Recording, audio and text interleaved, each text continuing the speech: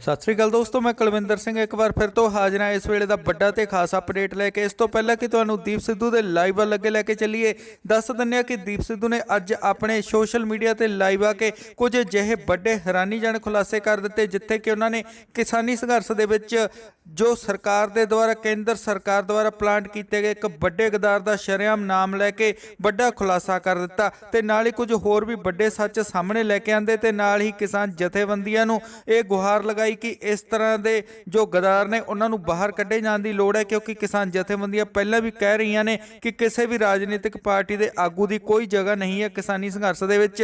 एक केड़ा गदार है ते नाल ही दीप सिद्धू ने लखा सिधाणा बारे भी की गलबात की, आओ तुसी आप ही देखो इस वीडियो दे विच। बाकी जेकर तुहानू दीप सिद्धू दी गल्लां वधिया लगियां, तुसी दीप सिद्धू दी गल्लां दे नाल सहमत हो तो वीडियो नू लाइक करके ज़्यादा तो ज़्यादा शेयर करना ना भुलना। ते जिहड़े दोस्त नवे ने जिन्हां ने हाले तक लिमिटेड ज्ञान सबसक्राइब नहीं किया, पंजाबी म्यूजिक इंडस्ट्री के ताज़ा अपडेट्स किसानी संघर्ष नाल जुड़ी हर एक खबर ते होर सोशल न्यूज़ सब तो पहला तो एक ही जगह ते देखने दे लई हुणे वीडियो के थले दिख रहे रेड कलर के सबसक्राइब बटन ते टच करके चैनल नू सबसक्राइब कर लो ते नोटिफिकेशन बैल ते क्लिक करके ऑल ते भी जरूर सिलेक्ट कर लेना, ताकि साडी हर एक नई वीडियो तुहाडे तक पहुंचे सब तो पहला। सो आओ हुण तुहानू लै चलदे हां दीप सिद्धू दे इस लाइव वल। सत श्री अकाल जी, वाहिगुरू जी का खालसा वाहिगुरू जी की फतेह। अज जिहड़ी आपां गलबात करनी आ ਉਹ बड़ी गंभीर भी आ ते एक सूखमता नाल समझण वाली गल भी आ। इस करके मेरी बेनती यह आ भी इस गल नूं पहलां आपां सुणीए ते समझीए। गल बड़ी जरूरी आ, गल साडे किसानी संघर्ष दी आ, साडा साझा संघर्ष आ, साझी लड़ाई आ ते साडे साझे जिहड़े स्टेक्स आ वो इनवॉल्वड आ। जे किते रब ना करे असी इस संघर्ष च खता खा जाइए तो ये जिहड़े नतीजे आ या एक जिहड़ी निराशा पैदा होनी आ वो बड़ी वड्डी पंजाब लई गल होऊगी, सानू बड़ी वड्डी समस्या पैदा की जा सकती है। इस करके दिन रात जिहड़ा भी पंजाब दर्दी आ या किसान दर्दी आ, चाहे हरियाणे तो होवे, वो अरदासां ये करदा भी असी संघर्ष नूं जित के आईए। परमात्मा अकाल पुरख वाहिगुरू सानू जित बख्शे। हुण मैं कुछ नोट्स बनाए आ अज दी गलबात जिहड़ी करनी आ उहदे संबंधी। गल यह है भी इस संघर्ष नूं जितण दी हर संभव कोशिश कीती जानी चाहिदी आ ते सानू आपदे आप नूं ट्रांसेंड कर जाना चाहिदा। जिहड़ा साडे अंदर कोई गुस्सा पिया या नफरत पई आ, एक दूजे के विरुद्ध असीं जाके जे कोई बयान दिंने आ, उन्हां हर बयानां तो उस तरह की भावनावां तो ट्रांसेंड करके सानू संघर्ष दे जित लई ते एके च रह के हर हीला करना चाहिए भी असीं आपदा संघर्ष जित्तीए। हुण अज दी गलबात करन तो पहलां सानू आपदा इंटलैक्चुअल कैलिबर भी राइज करना पऊगा। और मेरी साडे किसान आगूआं नूं एक बेनती आ निमरता सहित भी इस गल नूं प्लीज़ सुनियो, इस गल नूं विचारिया जाना, थोड़े तक यह गल पहुँचनी ते संगत च यह गल पहुँचनी बहुत ज़्यादा जरूरी आ। मैं गल 26 नवंबर तो शुरू करदा। 26 नवंबर नूं पंजाब तो ते हरियाणे तो चल के असीं दिल्ली पहुँचे। जदों दिल्ली पहुंचे तो साडे संघर्ष च एक नवीं एंट्री हुंदी आ। उदों तक तो सारे वो बंदे जिहड़े पंजाब ते हरियाणे च बैठे सी वो बंदे संघर्ष दे विच जुड़े हुए आ। पर संघर्ष च 26 नवंबर नूं जदों असीं दिल्ली ਸਿੰਘੂ बार्डर ते पहुंचते हाँ तो संघर्ष च एक नवीं एंट्री हुंदी आ। वो नवीं एंट्री आ उस शख्स दी जिहड़ा सरकार दी गड्डी च बह के, पुलिस दी गड्डी च बह के अनाउंसमेंट करदा फिरदा भी बुराड़ी चलो। और वो शख्स सी योगेंद्र यादव। हुण उही बोली योगेंद्र यादव बोल रहे आ जिहड़ी बोली अमित शाह बोल रहे आ। तुसीं देखो मतलब सरकार दी भाषा बोली जा रही आ। 26 नवंबर नूं साडे मुंडियां ने उन्हां नूं उत्थों लांभे करता। उदों बाद संघर्ष का एक पूरा आपां अध्ययन करना इस शख्स के संदर्भ च इन्हां दियां कीतियां होईयां, इन्हां दियां ਜੋ ਰਣਨੀਤੀ ਇਹਨਾਂ ਨੇ ਤੈਅ ਕੀਤੀ, ਜਿਸ ਤਰ੍ਹਾਂ ਦੀ ਇਹਨਾਂ ਨੇ ਭਾਸ਼ਾ ਜਾਂ ਸਟੇਟਮੈਂਟਸ ਦਿੱਤੀਆਂ, ਜਿਸ ਤਰ੍ਹਾਂ ਦਾ ਇੱਕ ਬਿਰਤਾਂਤ ਰਚਣ ਦੀ ਕੋਸ਼ਿਸ਼ ਕੀਤੀ, ਇਹ ਸਾਰੀਆਂ ਗੱਲਾਂ ਨੂੰ ਸਮਝਣਾ ਸਾਡੇ ਵਾਸਤੇ ਬਹੁਤ ਜ਼ਰੂਰੀ ਆ। ਕਿਉਂਕਿ ਇਹ ਗੱਲ ਵੀ ਪੱਕੀ ਆ ਵੀ ਜਦੋਂ ਇਹੋ ਜਿਹੇ ਸੰਘਰਸ਼ ਉੱਠਦੇ ਆ, ਇਹੋ ਜਿਹੀਆਂ ਲਹਿਰਾਂ ਉੱਠਦੀਆਂ, ਤਾਂ ਸਰਕਾਰ ਆਪਦੇ ਬੰਦੇ ਉਹਦੇ ਵਿੱਚ ਫਿੱਟ ਕਰਦੀ ਆ। ਸੋ ਇਹ ਬੰਦੇ ਫਿੱਟ ਕਿਵੇਂ ਕੀਤੇ ਜਾਂਦੇ ਆ? ਬੜੇ ਲੁਕਵੇਂ ਰੂਪ 'ਚ ਫਿੱਟ ਕੀਤੇ ਜਾਂਦੇ ਆ। ਇਹ ਸਿੱਧੇ ਰੂਪ 'ਚ ਆ ਕੇ ਸਾਨੂੰ ਨੰਗੇ ਚਿੱਟੇ ਨਹੀਂ ਦਿਖਦੇ। ਇਹ ਐਂ ਨਹੀਂ ਦਿਖਦੇ ਵੀ ਫਲਾਨਾ, ਜਿਵੇਂ ਮੈਂ ਸਨੀ ਦਿਓਲ ਬਾਈ ਦੀਆਂ ਇਲੈਕਸ਼ਨਾਂ ਲੜਨ ਵਾਸਤੇ ਆਇਆ ਸੀ, ਜਮਾਂ ਸਿੱਧੀ ਗੱਲ ਸੀ, ਸਾਰਿਆਂ ਦੇ ਸਾਹਮਣੇ ਸਪਸ਼ਟ ਗੱਲ ਸੀ, ਤੇ ਉਸ ਗੱਲ ਨੂੰ ਆਧਾਰ ਬਣਾ ਕੇ ਲੋਕਾਂ ਦੇ ਮਨਾਂ 'ਚ ਇੱਕ ਗੱਲ ਹੀ ਵਸਾ ਦਿੱਤੀ ਜਾਵੇ ਵੀ ਦੇਖੋ ਜੀ ਇਹ ਤਾਂ ਸਰਕਾਰ ਦਾ ਬੰਦਾ ਹੈ, ਬੀਜੇਪੀ ਦਾ ਬੰਦਾ। ਤੁਸੀਂ ਪੋਲਿਟਿਕਸ ਆ ਜਿਹੜੀ ਉਹਨੂੰ ਸਮਝਣ ਦੀ ਕੋਸ਼ਿਸ਼ ਕਰੋ। ਜਿਹੜੀ ਰਾਜਨੀਤੀ ਹੁੰਦੀ ਆ ਨਾ, ਉਹਨੂੰ ਬੜੀ ਸੂਖਮਤਾ ਨਾਲ ਦੇਖਿਆ ਜਾਣਾ ਚਾਹੀਦਾ, ਬੜੀ ਫਾਈਨ ਇੰਟੈਲੈਕਟ ਦੀ ਜ਼ਰੂਰਤ ਆ। ਰਾਜਨੀਤੀ ਕਦੇ ਵੀ ਸਾਹਮਣੇ ਨਹੀਂ ਚੱਲ ਰਹੀ ਹੁੰਦੀ। ਰਾਜਨੀਤੀ ਕੀ ਹੁੰਦੀ ਆ, ਜਾਂ ਜਿਸ ਤਰ੍ਹਾਂ ਦੀ ਰਾਜਨੀਤੀ ਬੀਜੇਪੀ ਸਰਕਾਰ ਕਰ ਰਹੀ ਆ, ਉਹ ਰਾਜਨੀਤੀ ਆ ਜਿਹੜੀ ਸਾਰੇ ਸਾਹਮਣੇ ਨਾ ਚੱਲ ਰਹੀ ਹੋਵੇ, ਪਰਦੇ ਦੇ ਪਿੱਛੇ ਕੀ ਚੱਲ ਰਿਹਾ, ਉਸ ਗੱਲ ਨੂੰ ਡੀਕੋਡੀਫਾਈ ਕਰਨਾ, ਉਸ ਗੱਲ ਨੂੰ ਸਮਝਣਾ ਸਾਡੇ ਵਾਸਤੇ ਬਹੁਤ ਜ਼ਿਆਦਾ ਜ਼ਰੂਰੀ ਆ। ਹੁਣ 26 ਨਵੰਬਰ ਨੂੰ ਸਾਡੇ ਸੰਘਰਸ਼ 'ਚ ਇੱਕ ਉਹੋ ਜਿਹੇ ਬੰਦੇ ਦੀ ਐਂਟਰੀ ਹੁੰਦੀ ਹੈ ਜਿਹੜਾ ਪੁਲਿਸ ਦੀ ਗੱਡੀ 'ਚ ਆ ਕੇ ਸਪੀਕਰਾਂ ਤੇ ਇਹ ਬੋਲ ਰਿਹਾ ਵੀ ਬੁਰਾੜੀ ਚੱਲੋ। ਅੱਛਾ, ਉਹ ਬੰਦਾ ਹੈ ਕੌਣ? ਅੱਜ ਤੱਕ ਸਾਡੇ ਕਿਸਾਨ ਆਗੂ, ਸਾਡੀਆਂ ਯੂਨੀਅਨਸ ਜਿਹੜੇ ਬੜੇ ਸਤਿਕਾਰਯੋਗ ਆ, ਇਹ ਗੱਲ ਕਹਿੰਦੇ ਰਹੇ ਵੀ ਇੱਥੇ ਅਸੀਂ ਕਿਸੇ ਪੋਲੀਟੀਕਲ ਬੰਦੇ ਨੂੰ ਤੇ ਕਿਸੇ ਪੋਲੀਟੀਕਲ ਏਜੰਡੇ ਨੂੰ ਨਹੀਂ ਵਾੜਨਾ। ਹੁਣ ਯੋਗਿੰਦਰ ਯਾਦਵ ਕੋਈ ਕਿਸਾਨ ਆਗੂ ਤਾਂ ਨਹੀਂ ਆ, ਨਾ ਹੀ ਉਹਦੀ ਕੋਈ ਰਜਿਸਟਰਡ ਯੂਨੀਅਨ ਆ। ਉਹਦਾ ਇੱਕ ਪੋਲੀਟੀਕਲ ਬੰਦਾ, ਉਹਦਾ ਪੋਲੀਟੀਕਲ ਏਜੰਡਾ ਤੇ ਆਪਦੀ ਪੋਲਿਟਿਕਸ ਐਡਵਾਂਸ ਕਰਨ ਖਾਤਰ ਉਹ ਕੁਝ ਵੀ ਕਰ ਸਕਦਾ। ਜੇ ਅਸੀਂ ਪੋਲੀਟੀਕਲ ਬੰਦੇ ਜਿਹੜੇ ਵੋਟਾਂ ਲੈਣ ਵਾਸਤੇ ਕੁਝ ਵੀ ਕਰ ਸਕਦੇ ਆ, ਉਹਨਾਂ ਨੂੰ ਹੀ ਵਾੜਨਾ ਸੀ, ਫਿਰ ਪੰਜਾਬ ਵਾਲੇ ਕਿਹੜਾ ਮਾੜੇ ਸੀ? ਉਹਦੇ ਕੋਲੇ ਕਿਹੜੀ ਗਿੱਦੜ ਸਿੰਘੀ ਆ ਵੀ ਸਾਨੂੰ ਸੰਘਰਸ਼ ਆ ਕੇ ਜਿਤਾ ਦੂਗਾ? ਫਿਰ ਉਹ ਬੰਦਾ ਸਿਰਫ ਇਹ ਗੱਲ ਦਾ, ਮੈਂ ਇਹ ਨਹੀਂ ਕਹਿ ਰਿਹਾ ਸਾਡੇ ਆਗੂ ਸਤਿਕਾਰ ਸਹਿਤ ਇਹ ਨਹੀਂ ਕਹਿ ਰਿਹਾ ਵੀ ਉਹ ਜਵਾਬ ਦੇਣ, ਇਹ ਗੱਲ ਵਿਚਾਰਨਯੋਗ ਆ। ਤੁਸੀਂ ਇਸ ਗੱਲ ਨੂੰ ਪਲੀਜ਼ ਸਮਝਿਓ ਤੇ ਵਿਚਾਰਿਓ। ਉਸ ਤੋਂ ਬਾਅਦ ਉਹੀ ਬੰਦਾ ਸਿਰਫ ਆ ਕੇ ਸਾਡੇ ਜਿਹੜੀ ਇੱਕ ਕਿਸਾਨ ਆਗੂਆਂ ਦੀ ਜਥੇਬੰਦੀ 32 ਸਾਡੇ ਕਿਸਾਨ ਆਗੂਆਂ ਦੀ ਇੱਕ ਸਾਂਝੀ ਜਥੇਬੰਦੀ ਉੱਥੇ ਬਣੀ ਹੋਈ ਆ, ਉਹਦਾ ਹਿੱਸਾ ਹੀ ਨਹੀਂ ਬਣਦਾ, ਪਰ ਕਿੰਗ ਪਿਨ ਬਣ ਜਾਂਦਾ। ਔਰ ਸਾਰੇ ਉਹ ਡਿਸੀਜਨ, ਇੰਪੋਰਟੈਂਟ ਡਿਸੀਜਨ, ਜਦੋਂ ਸੰਘਰਸ਼ ਦੇ ਸੰਦਰਭ 'ਚ ਸਾਡੀ ਰਣਨੀਤੀ ਕੀ ਹੋਵੇ, ਅਗਲਾ ਪ੍ਰੋਗਰਾਮ ਕੀ ਹੋਵੇ, ਲਏ ਜਾਂਦੇ ਆ। ਉਹਦੇ 'ਚ ਮੇਨ ਜਿਹੜੀ ਭੂਮਿਕਾ ਨਿਭਾਉਂਦਾ। ਹੁਣ ਇਸ ਗੱਲ ਨੂੰ ਜੇ ਅਸੀਂ ਵਿਚਾਰਦੇ ਆ ਵੀ ਉਹ ਬੰਦਾ ਨਾ ਤਾਂ ਕਿਸਾਨ ਆਗੂ ਆ, ਨਾ ਉਹਦੀ ਕੋਈ ਕਿਸਾਨ ਯੂਨੀਅਨ ਆ, ਔਰ ਉਹ ਬੰਦਾ ਆ ਕੇ ਸਾਡਾ ਕਿੰਗ ਪਿਨ ਬਣ ਗਿਆ। ਉਹ ਮੇਨ ਇੱਕ ਸੈਂਟਰ ਸਟੇਜ ਲੈ ਜਾਂਦਾ, ਸਾਡੇ ਆਗੂ ਉਹਦੇ ਸਾਹਮਣੇ ਬੈਠੇ ਹੁੰਦੇ ਆ ਤੇ ਉਹ ਕੁਰਸੀ ਤੇ ਬੈਠਾ ਹੁੰਦਾ। ਦੇਖੋ ਤੁਸੀਂ ਪੋਜੀਸ਼ਨਿੰਗ ਦੇਖੋ ਕਿਵੇਂ ਉਹਦੀ ਕੀਤੀ ਗਈ ਆ ਅੰਦਰ ਸਾਡੇ।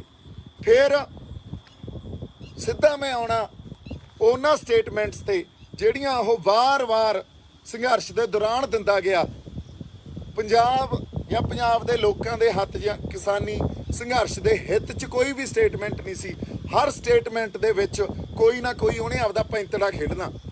ਔਰ ਸਿੱਧੀ ਗੱਲ ਕਰੀਏ, ਜੇ 26 ਜਨਵਰੀ ਵਾਲੀ ਜਿਹੜੀ ਪ੍ਰੈਸ ਕਾਨਫਰੰਸ ਹੋਈ, ਜਿੱਥੇ ਸਾਡੇ ਕਿਸਾਨ ਆਗੂਆਂ ਨੇ, ਹਾਲਾਂਕਿ ਇਹ ਗੱਲ ਸਾਡੇ ਲਈ ਵਾਚਣੀ ਤੇ ਸਮਝਣੀ ਬਹੁਤ ਜ਼ਰੂਰੀ ਆ, ਸਾਡੇ ਬੰਦੇ ਸਾਡੇ ਕਿਸਾਨ ਆਗੂਆਂ ਨੂੰ ਮਿਲ ਕੇ ਆਏ ਔਰ ਉਹਨਾਂ ਨੇ ਇਹ ਗੱਲ ਮੰਨੀ ਵੀ ਸਾਡਾ 26 ਜਨਵਰੀ ਵਾਲਾ ਪ੍ਰੋਗਰਾਮ ਜਿਹੜਾ ਦਿੱਤਾ ਹੋਇਆ ਉਹ ਸਾਡਾ ਪ੍ਰੋਗਰਾਮ ਸੀ ਨਹੀਂ, ਉਹ ਕਿਸਾਨਾਂ ਦਾ ਪ੍ਰੋਗਰਾਮ ਨਹੀਂ ਸੀ, ਉਹ ਤਾਂ ਸਾਡੇ ਤੋਂ ਰਖਵਾਇਆ ਗਿਆ। ਫਿਰ ਰਖਵਾਇਆ ਕਿਹਨੇ ਗਿਆ? ਉਸੇ ਬੰਦੇ ਨੇ, ਉਸੇ ਸ਼ਖਸ ਨੇ ਜਿਹਨੇ 26 ਨਵੰਬਰ ਦੇ ਪ੍ਰੋਗਰਾਮ ਦੇਣ ਖਾਤਰ ਪ੍ਰੈਸ ਕਾਨਫਰੰਸ ਕੀਤੀ। ਉਸ ਪ੍ਰੈਸ ਕਾਨਫਰੰਸ ਦੇ ਵਿੱਚ ਉਹ ਸੈਂਟਰ ਸਟੇਜ ਤੇ ਬੈਠਾ ਸੀ, ਮੀਡੀਆ ਨੂੰ ਸੰਬੋਧਨ ਹੀ ਉਹ ਕਰ ਰਿਹਾ ਸੀ। ਇਹਦਾ ਮਤਲਬ ਯੋਗਿੰਦਰ ਯਾਦਵ ਇਹ ਪ੍ਰੋਗਰਾਮ ਚਾਹੁੰਦਾ ਸੀ ਵੀ 26 ਜਨਵਰੀ ਵਾਲਾ ਪ੍ਰੋਗਰਾਮ ਰੱਖਿਆ ਜਾਵੇ, ਔਰ ਉਹਦੇ ਜਿਹੜੀਆਂ ਤਾਰਾਂ ਕਿੱਥੇ ਜੁੜੀਆਂ ਸੀ? ਤਾਰਾਂ ਜੁੜੀਆਂ ਸੀ ਸਰਕਾਰ ਨਾਲ, ਕਿਉਂਕਿ ਸਰਕਾਰ ਚਾਹੁੰਦੀ ਸੀ ਵੀ 26 ਜਨਵਰੀ ਵਾਲਾ ਪ੍ਰੋਗਰਾਮ ਰੱਖਿਆ ਜਾਵੇ। ਔਰ ਉਸ ਦਿਨ ਜਿਹੜਾ ਆਪਣਾ ਤੁਸੀਂ ਦੇਖ ਲਓ ਗਣਤੰਤਰ ਦਿਵਸ ਆ, ਔਰ ਗਣਤੰਤਰ ਦਿਵਸ ਦੇ ਦੌਰਾਨ ਉਸੇ ਦਿਨ ਜੇ ਕੋਈ ਵੀ ਗਤੀਵਿਧੀ ਇਹੋ ਜਿਹੀ ਹੋਈ ਜਿਹਨੂੰ ਅਸੀਂ ਦੇਸ਼ ਦੀ ਏਕਤਾ ਤੇ ਅਖੰਡਤਾ ਕਹਿ ਕੇ ਇਸ ਗੱਲ ਨੂੰ ਅਸੀਂ ਪ੍ਰਚਾਰ ਸਕਦੇ ਹਾਂ ਵੀ ਕਿਸਾਨਾਂ ਨੇ ਦੇਸ਼ ਦੀ ਏਕਤਾ ਤੇ ਅਖੰਡਤਾ ਤੇ ਹਮਲਾ ਕੀਤਾ ਤੇ ਸਾਨੂੰ ਇਸ ਸੰਘਰਸ਼ ਨੂੰ ਦਬਾਉਣਾ ਬਹੁਤ ਸੌਖਾ ਹੋ ਜਾਊਗਾ। ਸੋ ਅੱਜ ਕਿਸਾਨ ਆਗੂ ਸਾਡੇ ਇਹ ਮੰਨ ਰਹੇ ਆ ਵੀ ਇਹ ਸਾਡਾ ਪ੍ਰੋਗਰਾਮ ਨਹੀਂ ਸੀ, ਇਹ ਤਾਂ ਸਾਡੇ ਤੋਂ ਰਖਵਾਇਆ ਗਿਆ। ਰਖਵਾਇਆ ਕਿਹਨੇ ਗਿਆ? योगेंद्र यादव ने सेंटर स्टेज 'ਚ बैठ के ये गल ऐलानी भी गणतंत्र के दिन किसान दिल्ली में अंदर जाके अपनी एक ट्रैक्टर रैली करेंगे। अगर किसान नहीं करेगा तो कौन करेगा? हम दिल्ली के अंदर जाएंगे। उदू बाद तुसीं ये वेखो ਜਿਹੜੀਆਂ ਪੁਲਿਸ ਨਾਲ ਦਿੱਲੀ ਪੁਲਿਸ ਨਾਲ ਮੀਟਿੰਗਸ ਹੋ ਰਹੀਆਂ ਸੀ, ਨੈਗੋਸ਼ੀਏਸ਼ਨ ਚੱਲ ਰਹੀਆਂ ਸੀ, ਉਹਦੇ 'ਚ ਵੀ ਯੋਗੇਂਦਰ ਯਾਦਵ ਸ਼ਾਮਲ ਸੀ ਔਰ ਉੱਥੇ ਇਹ ਸਹਿਮਤੀ ਬਣਾਈ ਜਾ ਰਹੀ ਸੀ ਵੀ ਜਿਹੜਾ ਰਿੰਗ ਰੋਡ ਦੀ ਗੱਲ ਕੀਤੀ ਆ ਉਹ ਰਿੰਗ ਰੋਡ ਨਹੀਂ ਜਾਵਾਂਗੇ, ਕਿਸੇ ਹੋਰ ਰੂਟ ਤੇ ਤੁਹਾਨੂੰ ਜਾਣ ਨੂੰ ਕਿਹਾ ਜਾਊਗਾ। ਤੇ ਯੋਗੇਂਦਰ ਯਾਦਵ ਨੂੰ ਇਸ ਗੱਲ ਦੀ ਜਾਣਕਾਰੀ ਸੀ ਵੀ ਰੂਟ ਕੋਈ ਹੋਰ ਹੋਊਗਾ, ਪਰ ਯੋਗੇਂਦਰ ਯਾਦਵ ਨੇ 24 ਤਰੀਕ ਤਾਈਂ 25 ਤਰੀਕ ਤਾਈਂ ਆਪਦੇ ਪੱਤੇ ਹੀ ਨਹੀਂ ਖੋਲ੍ਹੇ। ਕਿਉਂ ਨਹੀਂ ਖੋਲ੍ਹੇ? ਔਰ ਉਹਨੂੰ ਪਤਾ ਸੀ ਇਸ ਗੱਲ ਦਾ, ਇਸ ਮਾਨਸਿਕਤਾ ਦਾ ਪਤਾ ਸੀ ਵੀ ਜੇ ਲਾਸਟ ਟਾਈਮ ਜਾ ਕੇ ਅਸੀਂ ਇਹ ਜਿਹੜੀ ਗੱਲ ਸੰਗਤ ਦੇ ਸਾਹਮਣੇ ਲਿਆਵਾਂਗੇ ਵੀ ਅਸੀਂ ਜਿਹੜੇ ਰੂਟ ਤੇ ਜਾ ਰਹੇ ਆ ਉਹ ਕੋਈ ਹੋਰ ਰੂਟ ਆ, ਉਹ ਰਿੰਗ ਰੋਡ ਨਹੀਂ ਆ। ਉਦੋਂ ਤੱਕ ਉਸ ਬੰਦੇ ਨੇ ਜਾਣਦੇ ਹੋਏ ਵੀ ਇਹ ਗੱਲ ਕਹਿੰਦਾ ਰਿਹਾ ਵੀ गणतंत्र के दिवस किसान दिल्ली में जाके परेड करेगा। ਔਰ 25 ਤਰੀਕ ਨੂੰ ਆ ਕੇ ਕਿਸਾਨ ਜਥੇਬੰਦੀਆਂ ਨੂੰ ਜਦੋਂ ਇਹੋ ਜੀ ਕੋਈ ਗੱਲ ਕਰਨੀ ਹੋਵੇ ਸਾਡੇ ਆਗੂਆਂ ਨੂੰ ਅੱਗੇ ਕਰ ਦਿੰਦਾ ਸੀ। ਸੋ ਇਹ ਕੋਈ ਸਾਡਾ ਕਿਸਾਨ ਯੂਨੀਅਨ ਦਾ ਆਗੂ ਗੱਲ ਨਹੀਂ ਕਰ ਸਕਦਾ ਜਾਂ ਇਹੋ ਜੀ ਸਟ੍ਰੈਟਜੀ ਨਹੀਂ ਬਣਾ ਸਕਦਾ। ਇਹੋ ਜੀ ਸਟ੍ਰੈਟਜੀ ਕੋਈ ਸਟ੍ਰੈਟਜਿਸਟ ਬਣਾ ਸਕਦਾ ਹੁੰਦਾ ਤੇ ਯੋਗੇਂਦਰ ਯਾਦਵ ਉਹੀ ਸਟ੍ਰੈਟਜਿਸਟ ਆ। ਹਮੇਸ਼ਾ ਉਹਨੇ ਅੱਜ ਤੱਕ ਪੰਜਾਬ ਵਿਰੋਧੀ ਸਟੈਂਡ ਲਿਆ, ਹਮੇਸ਼ਾ ਉਹਨੇ ਅੱਜ ਤੱਕ ਤੁਸੀਂ ਇਹ ਵੇਖ ਲਓ ਆਪਦੀਆਂ ਵੋਟਾਂ ਨੂੰ ਜਾਂ ਆਪਦੀ ਪੋਲਿਟਿਕਸ ਨੂੰ ਮੂਹਰੇ ਰੱਖ ਕੇ ਫੈਸਲੇ ਲਏ ਆ। ਉਹਦੀ ਪੋਲਿਟਿਕਸ ਐਡਵਾਂਸ ਕਰਨਾ ਉਹਦਾ ਮੇਨ ਮਕਸਦ ਹੁੰਦਾ। ਫਿਰ ਸਾਡਾ ਪ੍ਰੋਗਰਾਮ ਰਖਵਾ ਜਾਂਦਾ। ਉਸ ਤੋਂ ਬਾਅਦ ਇਹ ਗੱਲ ਕਿੱਥੇ ਜਾ ਕੇ ਡਿਕਲੇਅਰ ਹੁੰਦੀ ਆ ਵੀ ਅਸੀਂ ਰਿੰਗ ਰੋਡ ਨਹੀਂ, ਅਸੀਂ ਤਾਂ ਜੀ ਹੋਰ ਪਾਸੇ ਜਾਵਾਂਗੇ। ਜਦੋਂ ਸਾਡੇ ਨਵਦੀਪ ਨੇ ਪੱਤਰਕਾਰ ਨੇ ਤੱਥਾਂ ਸਹਿਤ ਸਬੂਤਾਂ ਸਹਿਤ ਇਹ ਗੱਲ ਕਹੀ ਵੀ ਦੂਜੇ ਰੂਟ ਤੇ ਤਾਂ ਪੈਟਰੋਲ ਬੰਬ ਐਸਿਡ ਬੰਬ ਲੈ ਕੇ ਬੈਠੇ ਸੀ ਅਗਲੇ, ਉਸ ਗੱਲ ਤੇ ਯੋਗੇਂਦਰ ਯਾਦਵ ਦੀ ਸਾਇਲੈਂਸ, ਅੱਜ ਤੱਕ ਇੱਕ ਲਫ਼ਜ਼ ਨਹੀਂ ਬੋਲਿਆ ਉਸ ਗੱਲ ਲਈ। ਫਿਰ ਅਗਲੀ ਗੱਲ ਦੇਖ ਲਓ ਤੁਸੀਂ, ਦੂਜੇ ਰੂਟ ਤੇ ਸਾਨੂੰ ਲਿਜਾਣਾ ਸਰਕਾਰ ਦਾ ਇੱਕ ਟਰੈਪ ਸੀ। ਦੇਸ਼ ਦੀ ਏਕਤਾ ਤੇ ਅਖੰਡਤਾ ਤੇ ਉਹਨਾਂ ਨੇ ਇੱਕ ਇਸ਼ੂ ਬਣਾਉਣਾ ਸੀ। ਯੋਗੇਂਦਰ ਯਾਦਵ ਨੇ ਮੋਢੀ ਤੇ ਮੋਹਰੀ ਭੂਮਿਕਾ ਨਿਭਾਈ ਆ ਉਸ ਟਰੈਪ ਦੇ ਵਿੱਚ, ਸਾਨੂੰ ਉਸ ਟਰੈਪ 'ਚ ਫਸਾਉਣ ਖਾਤਰ। ਤੇ ਉਹਨਾਂ ਨੇ ਟੂਲ ਕਿਹਨੂੰ ਬਣਾਇਆ? ਟੂਲ ਬਣਾਇਆ ਸਾਡੇ ਜਥੇਬੰਦੀਆਂ ਦੇ ਆਗੂਆਂ ਨੂੰ, ਕਿਉਂਕਿ ਉਹ ਵਾਕਈ ਸਾਡੇ ਜਥੇਬੰਦੀਆਂ ਦੇ ਆਗੂ ਇਮਾਨਦਾਰ ਆ, ਇਮਾਨਦਾਰੀ ਨਾਲ ਸੰਘਰਸ਼ ਲੜ ਰਹੇ ਆ। ਤੇ ਉਹਨਾਂ ਨੇ ਇੱਕ ਬੰਦੇ ਤੇ ਭਰੋਸਾ ਕੀਤਾ। ਉਸ ਬੰਦੇ ਨੇ ਜਿਵੇਂ ਪਿੱਠ 'ਚ ਨਹੀਂ ਛੁਰਾ ਆਪਾਂ ਐ ਘੋਪਦੇ ਹੁੰਦੇ, ਉਹ ਗੱਲ ਕੀਤੀ ਆ ਸਾਡੇ ਨਾਲ। ਉਸ ਤੋਂ ਬਾਅਦ ਸਾਡਾ ਰਣਜੀਤ ਜਿਹੜਾ ਪੁਲਿਸ ਵਾਲਿਆਂ ਨਾਲ ਜਦੋਂ ਧਰਨੇ ਤੇ ਹਮਲਾ ਹੋਇਆ ਤੇ ਪੁਲਿਸ ਵਾਲਿਆਂ ਨਾਲ ਲੜ ਪਿਆ, ਰਣਜੀਤ ਦੇ ਹੱਕ 'ਚ ਤਾਂ ਗੱਲ ਕੀ ਕਹਿਣੀ ਸੀ, ਰਣਜੀਤ ਦੇ ਉਲਟ ਪੁਲਿਸ ਨਾਲ ਜਾ ਕੇ ਇਹ ਗੱਲ ਕੀਤੀ ਵੀ ਤੁਸੀਂ ਤਾਂ ਆਪਦਾ ਕੰਮ ਕਰ ਰਹੇ ਸੀ, ਉਹ ਬੰਦਾ ਜਿਹੜਾ ਤੁਹਾਡੇ ਨਾਲ ਲੜਿਆ ਉਹ ਤਾਂ ਸਾਡਾ ਬੰਦਾ ਹੀ ਨਹੀਂ ਸੀ। ਸੋ ਵੇਖ ਲਓ, ਜਦੋਂ ਇਹ ਬੰਦੇ ਸਟੇਟਮੈਂਟਸ ਦਿੰਦੇ ਆ ਤੇ ਅਸੀਂ ਹਜੇ ਤੱਕ ਇਹਨਾਂ ਗੱਲਾਂ ਨੂੰ ਸੰਗਤ ਦੇ ਸਾਹਮਣੇ ਨਾ ਲੈ ਕੇ ਆਈਏ। ਅਗਲੀ ਗੱਲ, ਇਹ ਗੱਲ ਜਿਹੜੀ ਹੈ ਨਾ ਹੁਣ ਆਪਾਂ ਕਿਉਂ ਕਰ ਰਹੇ ਹਾਂ? 26 ਤਰੀਕ ਨੂੰ ਦੇਸ਼ ਦੀ ਏਕਤਾ ਤੇ ਅਖੰਡਤਾ, ਹਾਲਾਂਕਿ ਅਸੀਂ ਕਦੇ ਵੀ ਦੇਸ਼ ਦੀ ਏਕਤਾ ਤੇ ਅਖੰਡਤਾ ਦੇ ਖਿਲਾਫ ਹੋ ਹੀ ਨਹੀਂ ਸਕਦੇ, ਅਸੀਂ ਹਿੰਸਕ ਹੋ ਹੀ ਨਹੀਂ ਸਕਦੇ।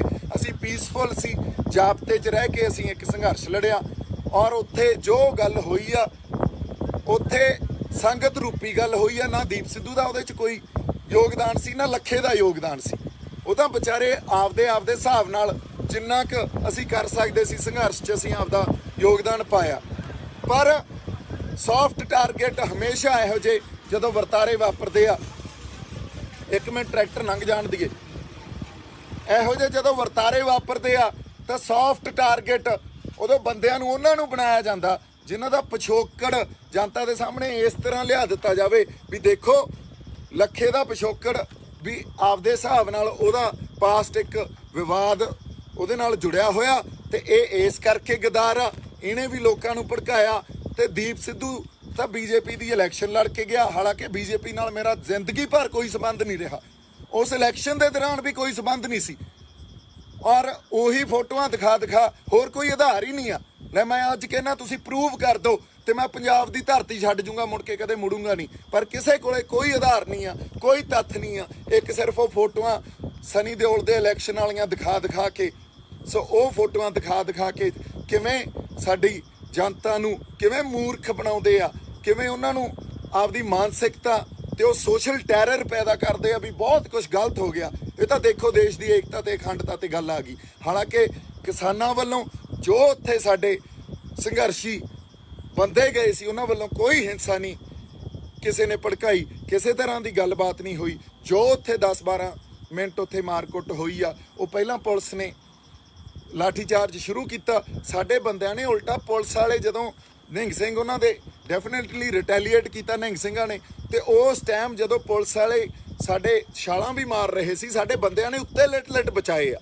ਸੋ ਅਸੀਂ ਤਾਂ ਹਿੰਸਕ ਹੈ ਹੀ ਨਹੀਂ ਸੀ, ਔਰ ਨਾ ਕੋਈ ਇਹ ਪ੍ਰੀ ਪਲਾਨਡ ਗੱਲ ਸੀ, ਨਾ ਕੋਈ ਇਹਦੇ 'ਚ ਇੱਕ ਦੂਜੇ ਨੂੰ ਕੋਈ ਇਹ ਮਿੱਥ ਕੇ ਗਿਆ ਸੀ ਵੀ ਚੱਲੀਏ। ਇਹ ਤਾਂ ਗੱਲ ਉੱਥੇ ਚਾਣਚੱਕ ਹੋਈ ਆ, ਔਰ ਚਾਣਚੱਕ ਅੱਜ ਤੱਕ ਇਹ ਤਾਂ ਤੱਥਾਂ ਦੇ ਤੇ ਸਬੂਤਾਂ ਤੇ ਆਧਾਰ ਤੇ ਸਾਹਮਣੇ ਆ ਚੁੱਕੀਆਂ ਗੱਲਾਂ। ਦੀਪ ਸਿੱਧੂ ਦੀ ਬੇਲ ਆ ਜਿਹੜੀ, ਉਹ 9ਵੀਂ ਜਾਂ 10ਵੀਂ ਬੇਲ ਹੁੰਦੀ ਆ, ਉਦੋਂ ਪਹਿਲਾਂ 9 ਬੇਲਾਂ ਹੋ ਜਾਂਦੀਆਂ।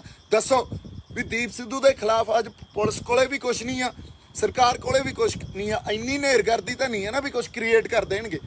ਕੁਝ ਗਲਤ ਨਹੀਂ ਕੀਤਾ, ਪਰ ਦੋ ਬੰਦੇ, ਦੋ ਸੌਫਟ ਟਾਰਗੇਟ ਲੱਭੇ ਗਏ, ਇੱਕ ਲੱਖਾ ਤੇ ਇੱਕ ਮੈਂ, ਦੋਨਾਂ ਤੇ ਸਭ ਕੁਝ ਥੋਪਿਆ ਗਿਆ। ਪਰ ਐਕਚੁਅਲੀ ਪਲਾਂਟਡ ਬੰਦਾ ਕੌਣ ਆ?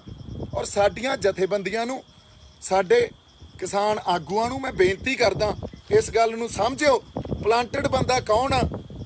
ਅੱਜ ਤੁਹਾਡੇ ਨਾਲ ਗੱਲ ਹੋ ਗਈ ਆ, ਇਸ ਤੋਂ ਬਾਅਦ ਤਾਂ ਮੇਰੇ ਕੋਈ ਸ਼ਬਦ ਬੋਲਣੇ ਕੋਈ ਬਾਹਲੇ ਮਹਿਣੇ ਨਹੀਂ ਰੱਖਦੇ। ਸਾਨੂੰ ਆਪਸ ਵਿੱਚ ਲੜ ਕੇ, ਆਪਸ ਇੱਕ ਦੂਜੇ ਦੇ ਵਿਰੁੱਧ ਬਿਆਨ ਦੇ ਕੇ ਇਹ ਸਾਡਾ ਫੋਕਸ ਪੁਆਇੰਟ ਲੂਜ਼ ਕਰਾਉਣਾ ਚਾਹੁੰਦੇ ਆ। ਸਰਕਾਰਾਂ ਚਾਹੁੰਦੀਆਂ ਸਾਡਾ ਇੱਕਾ ਨਾ ਬਣੇ। ਮੈਂ ਕਿਸਾਨ ਜਥੇਬੰਦੀਆਂ ਨੂੰ ਤੇ ਸਾਡੇ ਆਗੂਆਂ ਨੂੰ ਇਹ ਬੇਨਤੀ ਕਰਦਾ ਵੀ ਏਕੇ 'ਚ ਰਹਿ ਕੇ ਚੱਲੀਏ। ਫਿਰ ਉਹੀ ਸੰਘਰਸ਼ ਦੇ ਵਿੱਚ ਇੱਕ ਵਾਰੀ ਤੁਸੀਂ ਵੇਖਿਓ ਕਿਵੇਂ ਹੌਸਲਾ ਤੇ ਉਹੀ ਹਿੰਮਤ ਆ ਜਾਣੀ ਆ। ਉੱਥੇ ਉਹੀ ਜਿਹੜਾ ਇੱਕ ਜਿਹੜੀ ਆਪਾਂ ਕਹਿ ਸਕਦੇ ਹਾਂ ਵੀ ਪ੍ਰਮਾਤਮਾ ਦੀ ਇੱਕ ਜਿਹੜੀ ਵਾਸ ਸੀ ਉਹ ਵਸਣਾ। ਤੁਸੀਂ ਸਾਰੀਆਂ ਗੱਲਾਂ ਨੂੰ ਸਮਝਦੇ ਹੋਏ ਗੱਲਾਂ ਨੂੰ ਵਿਚਾਰਿਓ ਜ਼ਰੂਰ। ਇਹਨਾਂ ਗੱਲਾਂ ਨੂੰ ਸੰਗਤ 'ਚ ਤੇ ਤੁਹਾਡੇ 'ਚ ਲੈ ਕੇ ਜਾਣਾ ਬਹੁਤ ਜ਼ਰੂਰੀ ਸੀ। ਮੈਂ ਤੁਹਾਡਾ ਸੋਲਜਰ ਹਾਂ, ਹਮੇਸ਼ਾ ਹੀ ਰਹਾਂਗਾ। ਔਰ ਜੇ ਕਿਤੇ ਕੋਈ ਖਤਾ ਹੋਈ ਹੋਵੇ ਉਹਦੇ ਲਈ ਤੁਸੀਂ ਮੈਨੂੰ ਝਿੜਕ ਸਕਦੇ ਹੋ, ਕੁਝ ਵੀ ਇਹ ਗੱਲਾਂ ਸਾਹਮਣੇ ਬਿਠਾ ਕੇ ਕਰ ਸਕਦੇ ਹੋ। ਪਰ ਹੁਣ ਅਸੀਂ ਇੰਨੇ ਨਿਰਦਈ ਤੇ ਇੰਨੇ ਆਪਾਂ ਉਹ ਕਹਿ ਲਓ ਵੀ ਅਕ੍ਰਿਤਿਕਨ ਨਾ ਬਣੀਏ ਸਾਡੇ ਲੋਕਾਂ ਪ੍ਰਤੀ ਤੇ ਸਾਡੀ ਧਰਤੀ ਪ੍ਰਤੀ, ਕਿਉਂਕਿ ਜਿਹੜੇ ਲੋਕ ਉੱਥੇ ਬੈਠੇ ਆ, ਜਿਹੜੇ ਪਿੰਡਾਂ 'ਚ ਬੈਠੇ ਆ, ਇਹ ਤਾਂ ਉਹਨਾਂ ਦਾ ਸੰਘਰਸ਼ ਆ, ਉਹਨਾਂ ਦੀ ਤਪੱਸਿਆ। ਅਸੀਂ ਆਪਸ 'ਚ ਕੋਈ ਨਫ਼ਰਤ ਜਾਂ ਗੁੱਸਾ ਰੱਖ ਕੇ ਇਸ ਸੰਘਰਸ਼ ਨੂੰ ਕਿਸੇ ਹੋਰ ਪਾਸੇ ਨਾ ਲੈ ਕੇ ਜਾਈਏ। ਸਾਡੇ ਆਗੂਆਂ ਨੂੰ ਬੇਨਤੀ ਹੈ, ਤੁਸੀਂ ਬੜੀ ਇਮਾਨਦਾਰੀ ਨਾਲ ਤੇ ਬੜੀ ਸਿੰਸੈਰਿਟੀ ਨਾਲ ਸੰਘਰਸ਼ ਲੜਿਆ, ਪਰ ਕਈ ਗੱਲਾਂ 'ਚ ਤੁਸੀਂ ਵੀ ਇਹ ਗੱਲਾਂ ਬੁੱਝ ਨਹੀਂ ਪਾਏ। ਸਰਕਾਰ ਨੇ ਵਾਕਈ ਸਾਡੇ ਅੰਦਰ ਬੰਦੇ ਛੱਡ ਰੱਖੇ ਆ, ਪਰ ਸਾਨੂੰ ਆਪਸ 'ਚ ਲੜਾ ਕੇ, ਸਾਨੂੰ ਆਪਸ 'ਚ ਪਲਾਂਟਡ ਬੰਦੇ ਕਹਿ ਕੇ, ਜੋ ਅਸਲ ਪਲਾਂਟਡ ਬੰਦੇ ਆ ਉਹਨਾਂ ਤੇ ਸਾਡਾ ਫੋਕਸ ਹੀ ਨਹੀਂ ਜਾਣ ਦਿੰਦੇ। ਤੇ ਸਾਡੇ ਫੋਕਸ ਪੁਆਇੰਟ ਨੂੰ ਵੀ ਇਹ ਇੱਕ ਸਾਡੇ ਫੋਕਸ ਪੁਆਇੰਟ ਨੂੰ ਪੂਰਾ ਡਿਸੋਲਵ ਕਰੀ ਰੱਖਦੇ ਆ। ਸੋ ਮੇਰੀ ਬੇਨਤੀ ਆ, ਇਹਨਾਂ ਗੱਲਾਂ ਨੂੰ ਵਿਚਾਰਿਓ। ਮੇਰੇ ਵੱਲੋਂ ਬਹੁਤ ਸਾਰਾ ਪਿਆਰ ਤੇ ਸਤਿਕਾਰ। ਜਿਉਂਦੇ ਵਸਦੇ ਰਹੋ। ਵਾਹਿਗੁਰੂ ਜੀ ਕਾ ਖਾਲਸਾ। ਹਾਂਜੀ ਦੋਸਤੋ, ਫਿਰ ਤੁਸੀਂ ਕੀ ਕਹਿਣਾ ਚਾਹੋਗੇ ਦੀਪ ਸਿੱਧੂ ਦੁਆਰਾ ਕੀਤੇ ਗਏ ਇਹਨਾਂ ਖੁਲਾਸਿਆਂ ਬਾਰੇ? ਕਮੈਂਟ ਕਰਕੇ ਆਪਣੇ ਵਿਚਾਰ ਸਾਡੇ ਨਾਲ ਜਰੂਰ ਸਾਂਝੇ ਕਰਿਓ। ਤੇ ਇਸ ਦੇ ਨਾਲ ਹੀ ਅੱਜ ਦੇ ਅਪਡੇਟਸ ਦੀ ਲੜੀ ਦੇ ਵਿੱਚ ਫਿਲਹਾਲ ਇੰਨਾ ਹੀ। ਮਿਲਦੇ ਹਾਂ ਜਲਦ ਹੋਰ ਤਾਜ਼ਾ ਅਪਡੇਟਸ ਦੇ ਨਾਲ। ਉਹਨੇ ਸਮੇਂ ਤੱਕ ਲਈ ਤੁਸੀਂ ਬਣੇ ਰਹੋ ਲਿਮਟਿਡ ਗਿਆਨ ਦੇ ਨਾਲ। ਥੈਂਕ ਯੂ, ਧੰਨਵਾਦ, ਟੇਕ ਕੇਅਰ।